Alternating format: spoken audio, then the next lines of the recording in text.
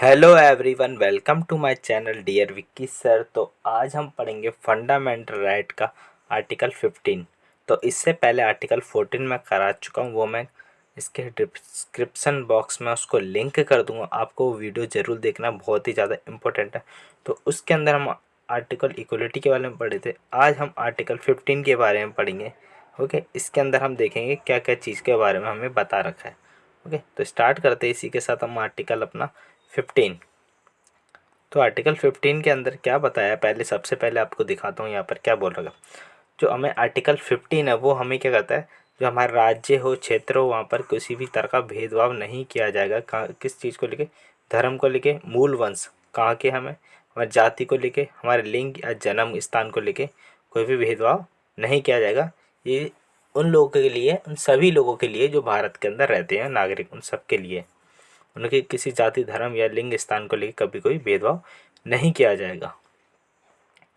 आगे क्या बोल रखा है, आगे बोला there are the 4 exception in general on non discrimination. इसके अंदर लेकिन 4 ऐसे एक्सेप्शन दे रखे हैं जिनको क्या बोल रखा है, कह रखा है कि भेदभाव नहीं किया जाएगा, लेकिन फिर भी हमारे साथ किस तरह का भेदभाव हो रहा है वो 4 ऐसे रूल बता रखे हैं। पहला क्या है, राज्य को महिलाओं के लिए कोई एक विशेष प्रावधान की अनुमति है और बच्चों के लिए। लेकिन वहाँ तो बोल रखा है सबके लिए इक्वल होना चाहिए, किसी लिंग को लेके, किसी जन्म को लेके, स्थान को लेके। लेकिन यहाँ पर तो महिलाओं के लिए और बच्चों के लिए ये भी तो एक अलग अलग लिंग है। तो इनको लेके एक स्पेशल प्रावधान बनाया गया, एक स्पेशल प्रोविज़न बनाया गया। क्या कि महिलाओं के लिए सीटों का आरक्षण स्थानीय निकाय, मतलब स्थानीय निकाय किसी भी, जैसे एमएलए के लिए खड़े होनी है महिला को, ठीक है, या पंचायत के लिए महिलाओं को इलेक्शन लड़ने हैं तो उसके लिए। और बच्चों के लिए क्या है, बच्चों को निःशुल्क शिक्षा दी जाएगी। निःशुल्क से मतलब फ्री एजुकेशन। ओके, तो फ्री एजुकेशन सभी बच्चों के लिए। तो ये एक यहाँ पर क्या है, स्पेशल प्रोविज़न है महिलाओं के लिए, पुरुषों के लिए ऐसा नहीं है। दूसरा क्या बोल रखा है, दूसरा बोल रखा है, दूसरा राज्यों को किसी के लिए कोई विशेष प्रावधान करने की अनुमति है। मतलब कोई भी स्टेट है वो किसी के लिए भी एक विशेष प्रावधान निकाल सकता है, चाहे वो फीमेल हो, मेल हो या चाइल्ड हो, उनके लिए एक विशेष प्रावधान निकाल सकता है। जैसे कि अगर कोई पिछड़ी जाति का हो, पिछड़े वर्ग का हो, ठीक है, उन्नति नागरिक के लिए, ठीक है, अनुसूचित जनजाति के लिए जो होते हैं ना, उनके लिए एक विशेषल प्रावधान निकाल सकता है। कौन से विशेषल प्रावधान हो सकते हैं, उदाहरण के लिए जैसे उनको सार्वजनिक स्थानों पर सीटों का आरक्षण, निःशुल्क रियायत शिक्षा का स्थान, तो उन्हें फ्री रिजर्वेशन सीट मिल सकती है। जैसे उनके रिजर्वेशन, स्कूल में भी कुछ रिजर्वेशन होती हैं SC ST बैकवर्ड क्लासेस के लिए, उनके लिए एक, जैसे मान लो कोई स्कूल है, ठीक है, स्कूल के अंदर सभी रिच अच्छे अच्छे बच्चे जा रहे हैं, कोई पुअर बच्चे का एडमिशन लेना है तो उसके लिए एक अलग से सीट उनके लिए रिजर्व होती है, तो उनको एडमिशन यहाँ पर आराम से मिल सकता है, ठीक है। और उनको फ़ीस भी कम देनी पड़ती है या फ्री होती है। ओके, फीस भी उनकी कम से कम या फ्री होती है। तो ये क्या स्पेशल प्रोविज़न दे रखा है इनको। लेकिन आर्टिकल 15 के ये खिलाफ है, इसलिए इनको नॉन डिस्क्रिमिनेशन बोल रखा है, ठीक है। स्पेशल प्रोविज़न ये कोई भी राज्य बना सकता है अपने राज्य के अंदर।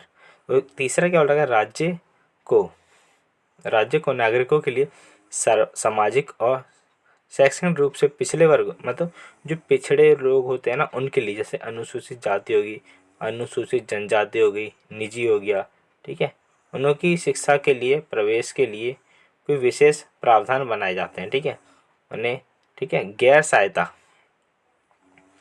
जो कि गैर सहायक होते हैं, उनकी कोई सहायता नहीं हो पाती है, ठीक है, गैर सहायक प्राप्त है। सिवाय इसके अल्पसंख्यक, अल्पसंख्यक होते हैं जो कम मात्रा में लोग होते हैं, जैसे बहुत सारे हैं जो, जैसे कि SC ST OBC, ये बहुत ही कम मात्रा में ऐसे लोग हैं। इन इसलिए इन लोगों के लिए एक स्पेशल प्रोविज़न निकाला गया है ताकि इनको ऊपर लेवल तक पहुंचाया जा सके, इनको शिक्षित किया जा सके, इन्हें पूरी शिक्षा दी जा सके।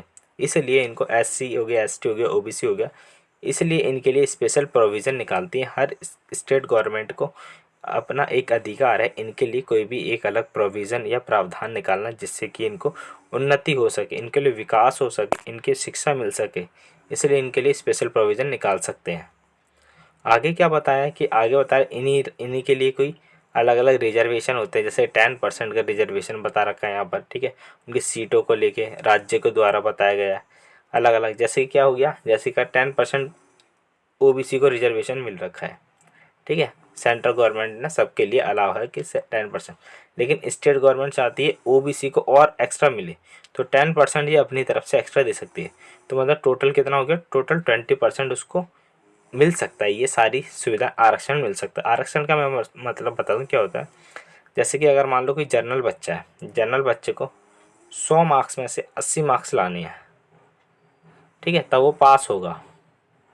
लेकिन जहाँ पर ओबीसी हो गया, ठीक है, एससी हो गया, एसटी हो गया, इनको क्या होगा, इनको मतलब 20% कम भी ले आएंगे तो भी ये चल जाएगा, ठीक है। 80 का 20%, 16 नंबर कम भी ले आएंगे तो यानी कि कितना हो गया, अगर मैं इसमें 16 घटा दूँ तो 4, ठीक है, और 64, अगर वो 64 नंबर लेके आ रहे हैं एससी एसटी वाले, तो वो लगभग 80 के वाले के इक्वल है, जो 80 नंबर है ना उसके इक्वल है बिल्कुल। तो एससी एसटी के लिए ये सारे फ़ायदा मिल जाती हैं वहाँ से। ओके, तो ये सारी फ़ायदाएँ एससी एसटी वालों को मिल जाती है।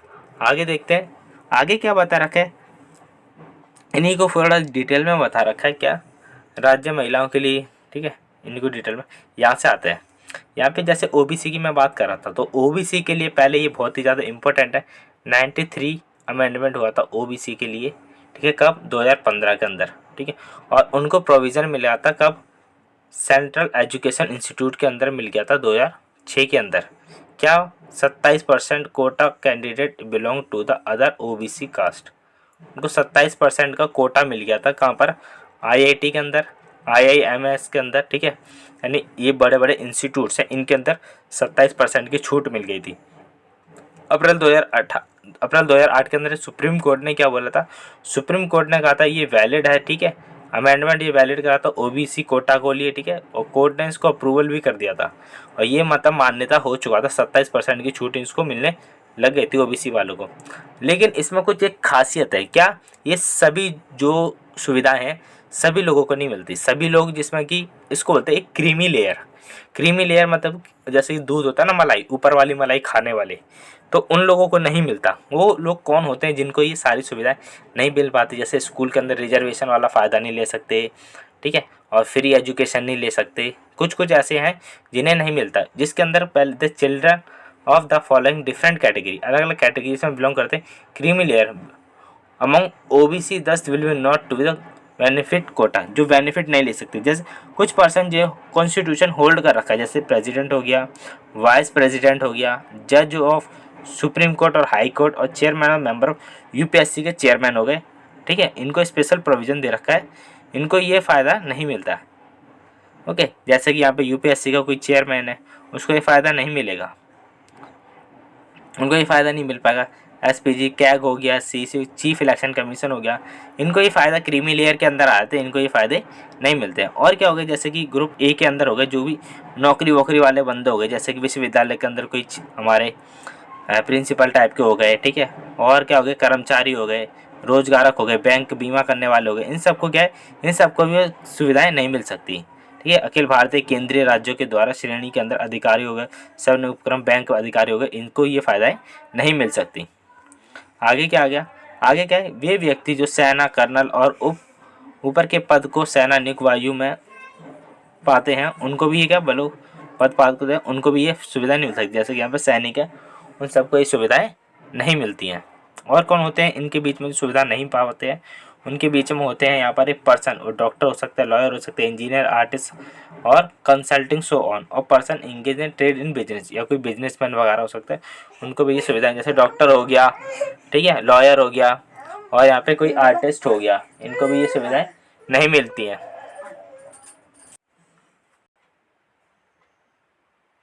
कुछ ऐसे लोग भी होते हैं जिनके पास बहुत ज़्यादा ज़मीन होती है, क्षेत्रों के अंदर बहुत ज़्यादा खाली ज़मीन रखते, भवन रखते हैं, उन लोगों को भी ये फ़ायदा नहीं मिल सकती।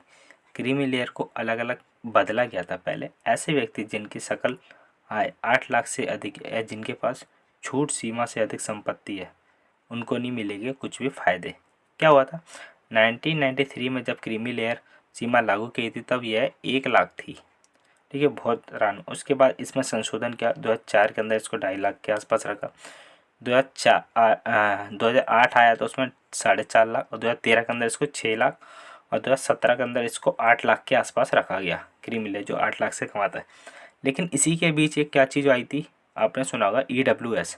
तो पहले EWS को, अगर आपको वीडियो पसंद आ रहा है तो लाइक करें, शेयर करें, कमेंट करें, ये चीज़ें करते रहना। आप EWS के बारे में थोड़ा समझ लो, ठीक है।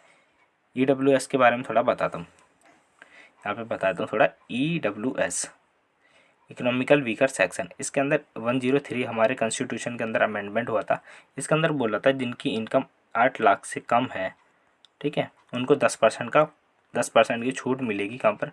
स्कूल वगैरह सब जगह उनको 10% की छूट दी जाएगी जिनकी इनकम 8 लाख से कम है। लेकिन क्या बताया था, उनकी कुछ ज़मीन वगैरह जैसे 100 पर कुछ ज़मीन का हिस्सा मतलब कम होनी चाहिए, उनके पास ज़मीनें, उनको मतलब रिजर्वेशन होना चाहिए ज़मीनों की, कुछ छूट दे रखी थी, इतने % ज़मीन होगी तभी तुम्हें ये इसकी इकोनॉमिकल वीकर सेक्शन के अंदर तुम आ गए।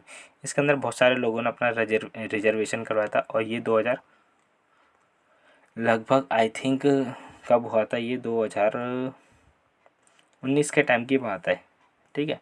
एक बार इसको देख लेना कि 19 के टाइम के EWS का। लेकिन इकोनॉमिकल वीकर सेक्शन ये वाला आया था, इसके अंदर 103 अमेंडमेंट हुआ था बस, और 10% की छूट मिल रही थी इनकी इनकम 8 लाख से कम है। ओके, तो अगर आपको वीडियो ये पसंद आ रहा है, आपको अच्छी लग रही है, वीडियो के अंदर कुछ चीज़ समझ रहे हो, सीख रहे हो, तो इसको करें लाइक, कमेंट और शेयर करके, और बेल आइकन ज़रूर दबाएं ताकि आपको सभी नोटिफिकेशन टाइम पर मिल सके।